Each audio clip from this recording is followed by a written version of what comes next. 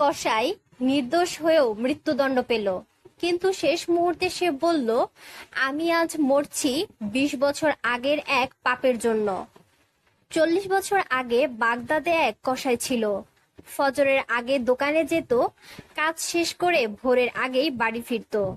একদিন রক্তমাখা কাপড় পরে ফেরার পথে এক গলিতে সে কাতর শব্দ শুনল। দৌড়ে গিয়ে দেখে একজন মানুষ মারাত্মক আহত, শরীরে ছুরি গাঁথা। সে ছুরিটি বের করে লোকটিকে বাঁচাতে কাঁধে তুলল, কিন্তু পথেই লোকটি মারা গেল। লোকজন জড়ো হলো, তার হাতে ছুরি, গায়ে রক্ত। সবাই ভাবলো সেই খুনি। তাকে মৃত্যুদণ্ড দেওয়া হলো।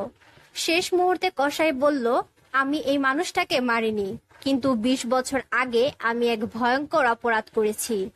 সে বলল, যুবক বয়সে সে এক মেয়েকে ভালোবাসতো, কিন্তু বিয়ে হয়নি।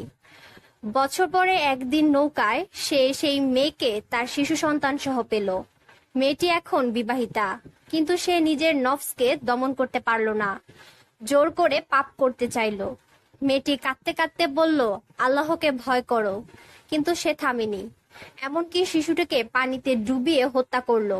তবুও সেই নারী আপোষ করলো না, শেষে তাকেও হত্যা করলো। আজ সে বলল, আমি এই শাস্তি পাচ্ছি সেই পাপের জন্য। সতী নারীর ঈমান হার মানেনি, আর পাপ একদিন না একদিন শাস্তি দিয়েই ছাড়ে।